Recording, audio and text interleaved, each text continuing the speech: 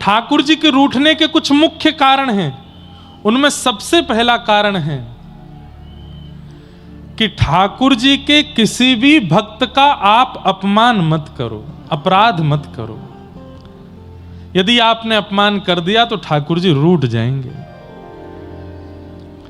सबसे विशेष ध्यान रखिए, किसी वैष्णव का, संत का, ऋषि का, महत्पुरुष का, भगवत भक्त का, अरे हम कह रहे हैं कुछ नहीं आता उसको, लेकिन तिलक भी लगाता है, कंठी पहनता है, इतना मात्र भी है, तो भी उसका अपमान मत कीजिए, अपराध मत कीजिए। ठाकुर जी को प्रिय नहीं लगता। ठाकुर जी को वैष्णव अपराध प्रिय नहीं है। महाराष्ट्र में भगवान पंढरीनाथ विराजमान हैं, जिनको विट्ठल भगवान कहते हैं। उनके एक भक्त हुए जिनका नाम था चोखो मेला। क्या नाम था? चोखो मेला। तो चोखो मेला एक किसान परिवार में जन्मे थे और बहुत ऊंची जाति के नहीं थे। पर ठाकुर जी को इन सब से फर्क नहीं पड़ता कि आप कौन से कुल के हो, कौन सी जाति के हो, कौन सी प्रजाति के हो। आप मानव भी नहीं हो ना, तो भी गजेंद्र भी बन गए तो भी वो रक्षा करने आएंगे। वो इतना विचार नहीं करते। तो चोखा मेला जी जो थे, चोखो मेला ऊंचे कुल में नहीं जन्मे थे। बचपन से ठाकुर जी का इतना चरित्र सुना कि एक दिन अपने बगीचे के कुछ फल तोड़ करके ले गए ठाकुर जी के लिए। मंदिर में जैसे ही पहुंचे तो ठाकुर जी के सामने अपना झोला खोलने लगे। पुजारियों ने कहा, ए, क्या करते हो, क्या करते हो? मेरे बगीचे के फल हैं, अपने हाथ से तोड़ के लाया, पंढरीनाथ भगवान को खिला देना। पुजारी पहले तो हंसे, बाद में बोले, चल चल निकल यहां से, तेरे हाथ का तो तेरी परछाई पड़ जाए तो उस स्थान पर पानी डालना चाहिए। तेरे हाथ का टूटा हुआ फल हम ठाकुर जी को खिलाएंगे? ले जा इसको। अरे फल तो पवित्र है ना, पृथ्वी तो पवित्र है, पृथ्वी से फल निकले हैं, इनको तो स्वीकार कर ही सकते हो। पुजारियों ने बहुत डांटा फटकारा, नहीं माने। वो भी लग रहे थे कि नहीं, पवाओ पवाओ। तो पुजारियों ने बहुत मारा और मार पीट के मंदिर से निकाल दिया और वो निकल जाओ यहां से। चोखा मेला जी रोते रोते वापस चले गए और अपने फल बांध करके ले गए। बोले, ठीक है पंढरीनाथ, आप तो अमीरों के देवता हो, अमीर 56 भोग लेके आएंगे तो पालोगे, गरीब यहां पे फल तोड़ के लाया तो आप पिटवा रहे हो पुजारियों से मुझे। दुखी होकर के चोखा मेला जी चले गए। रात्रि के समय अपने आसन पर, अपने घर पर बैठे थे। इतने में ही क्या देखा, बड़ी सुंदर कस्तूरी की सुगंध आ रही है, दूर से मणियां जैसी चमक रही हों और सुंदर नूपुरों की आवाज आ रही है, खूब सारे गहने पहने कोई व्यक्ति आ रहा है। और जैसे ही थोड़ा सा प्रकाश हुआ तो क्या देखा, साक्षात पंढरीनाथ भगवान चोखा मेला जी के सामने आ गए। चोखा मेला बोले, आप कौन? बोले, मुझे भूल गए, मैं विट्ठल पांडुरंग, सुबह आए थे तुम दर्शन करने। हाँ, तो सुबह तो मार पीट के भगवा दिया था आपने मुझे, अब क्यों आए हो मेरे घर पे? ठाकुर जी बोले, देखो ये पंडा पुजारी लोग हैं ना, ये दिल के बुरे नहीं है, पर इनको कभी कभी लगता है कि कोई म्लेच्छ ना आ जाए, कोई मुस्लिम रूप बदल के ना आ जाए, कोई मंदिर अपवित्र करने ना आ जाए, इसलिए थोड़ी रोक टोक करते हैं। बोले, रोक टोक? मारा मुझको? अरे तो इसीलिए तो मैंने भी उसका प्रायश्चित किया, मेरे भक्त को मारा। क्या प्रायश्चित किया? बोले, आज मैंने भोजन नहीं किया, सुबह मैंने राजभोग नहीं किया, ब्यारू नहीं किया, कलेऊ नहीं किया। क्यों? मेरा भक्त फल लेके आया, वो मुझे नहीं खिलाया तो मैं भूखा रहा, और जब मंदिर बंद हो गया तो तेरे घर आया हूं खाने, चल अब मुझे खिला दे। चोखा मेला जी के सामने ठाकुर जी बैठ गए, केला खिलाए, अमरूद खिलाए, सेब खिलाए, ठाकुर जी को अपने हाथ से खिला रहे हैं। कुछ फल बच गए तो ठाकुर जी अपनी पीतांबरी आगे करके बोले, ये फल दे दो, मैं बांध के ले जाऊंगा। तो चोखा मेला बोले, यहीं खा लीजिए। तो ठाकुर जी बोले, मैंने भोजन नहीं किया था ना, तो रुक्मणी जी भी भूखी हैं, वो भी भूखी बैठी हैं, तुम्हारे फल ले जाऊंगा तो रुक्मणी जी को खिला दूंगा, उनको भी पवा दूंगा मैं। चोखा मेला जी बड़े प्रसन्न हो गए, फल भर के दे दिए। अब सोचिए, ठाकुर जी अपनी पीतांबरी में फल बांध के ले गए रुक्मणी जी के लिए। और मंदिर में जाके रुक्मणी जी को खिलाया। सुबह 4 बजे जैसे ही कपाट खुले मंगला के लिए, तो फल के छिलका पड़े थे गर्भगृह में, सारे फलों के छिलके पड़े। पुजारी सब बोलने लगे ये छिलके भीतर कैसे आ गए? अरे मंदिर तो बंद करके गए थे, चारों तरफ से खिड़कियां लगी थी, ये छिलके अंदर कैसे आए और कौन खा के गया है? तब एक पुजारी बोला, अरे कल वो आया था एक चोखा मेला, उसको हमने मंदिर में घुसने नहीं दिया, तो बाहर खड़े होके बड़ी बड़ी अभद्र भाषा बोल करके गया था। हो ना हो, अपना बदला लेने के लिए कैसे भी मंदिर में घुस के पूरा मंदिर अपवित्र करने की भावना से खा करके छिलके फेंक दिए हैं। हम मानवों में क्वालिटी है क्या? बिना सच जाने अपने मनगणंत भावों को बनाने की, सबके अंदर है, बना लिया। अब एक भी पंडा पुजारी ये नहीं सोच रहा है कि मंदिर तो खुला नहीं, ताला का सील तो निकला नहीं, वो चोखो मेला अंदर कैसे आया होगा? बोले वो बाद का विषय है, पहले उसको पकड़ के उसकी धुनाई करो। सुबह सुबह 5 बजे सारे पंडा पुजारी पहुंच गए चोखा मेला के घर। सो रहे थे बेचारे बड़े प्रेम से कि ठाकुर जी आए रात को। सुबह उठा के पुजारी जी ने फिर मारा उनको। चोखा मेला बोले अब मैंने क्या किया? बोले तू मंदिर में घुस गया भीतर और वहां फल खा करके छिलका फेंक के आया पांडुरंग के पास। चोखा मेला बोले नहीं नहीं नहीं नहीं, मैं नहीं गया था, पंढरीनाथ मेरे घर आए थे।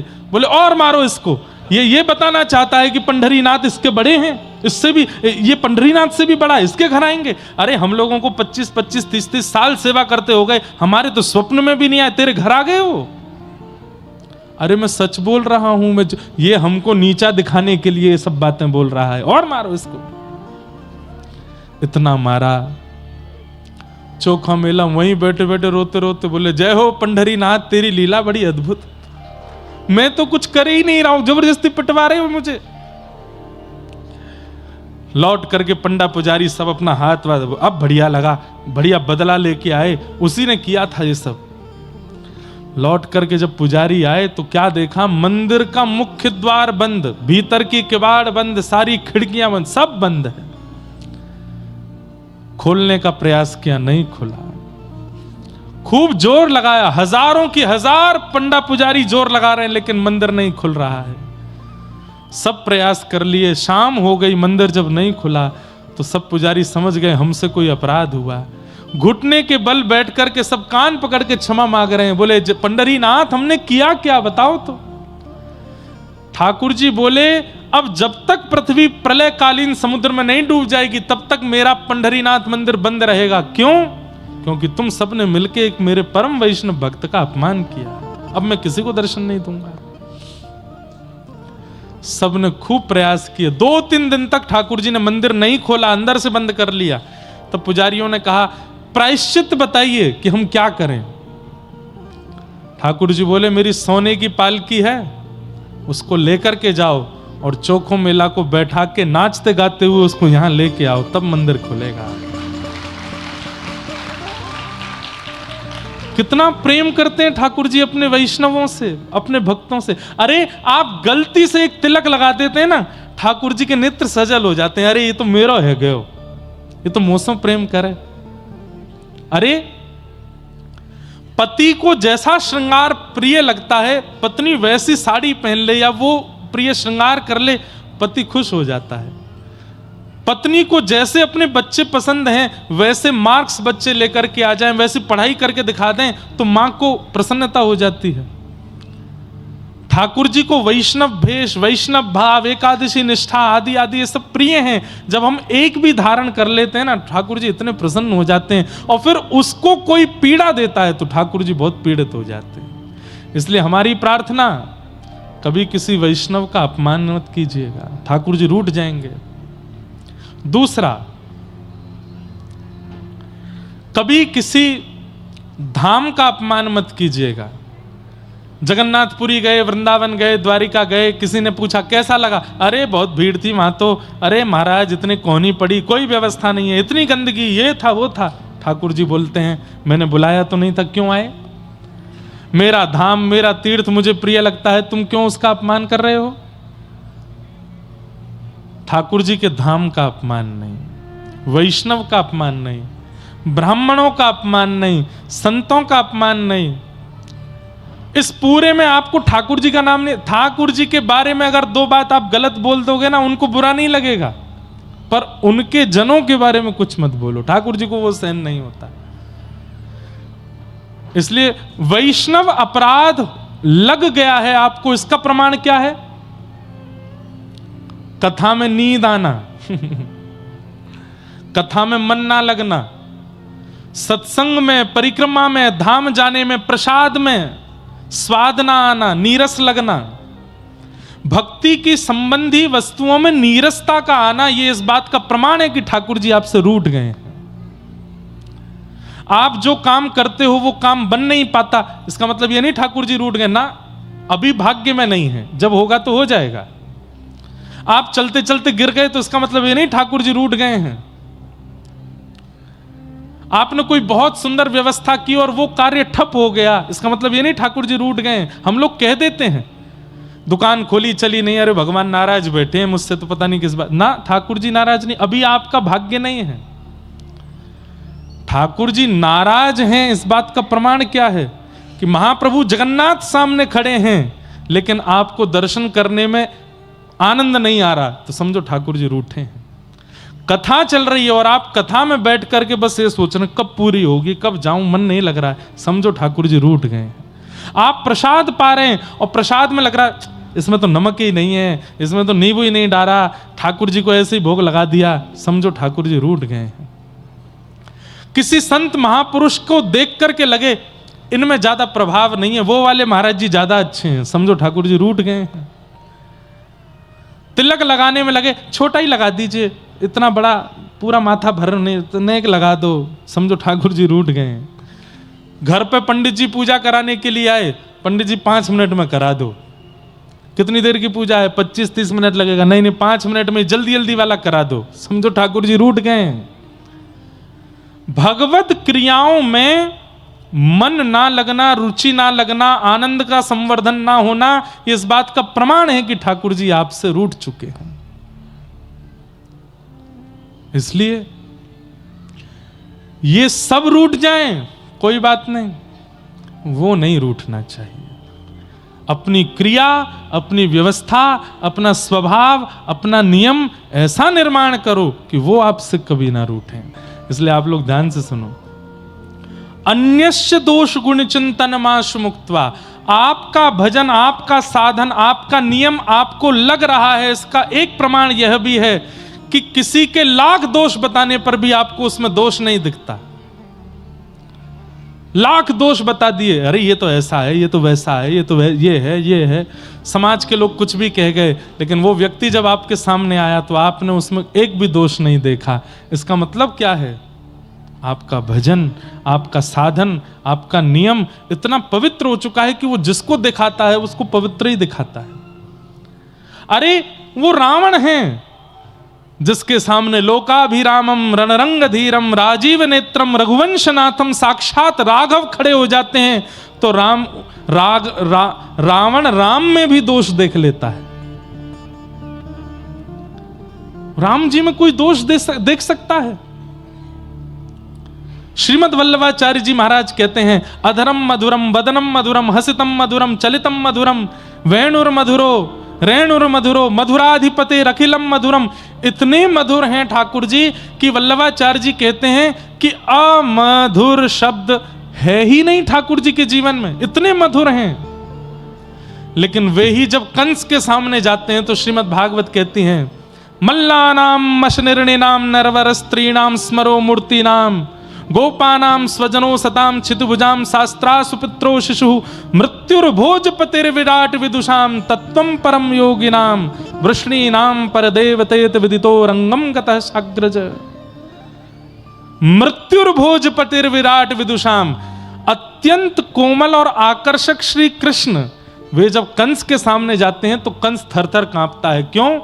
साक्षात लग रहा है कि काल आ गया हो, साक्षात लग रहा है कि महाकाल आ गया हो, साक्षात लग रहा है कि महाकाल का भी कोई श्रेष्ठ हो वो मेरे सामने आ गया हो। जिन कृष्ण को देख के पत्थर पिघल जाते हैं, जिन कृष्ण को देख के गैयाओं के थनों से अपने आप दूध निकलने लगता है, जिन कृष्ण को देख करके यमुना जी स्तब्ध हो जाती हैं, जिन कृष्ण को देख करके जड़ वृक्ष नीचे को झुक जाते हैं, उन कृष्ण को देख करके थरथर कांप रहा है कंस।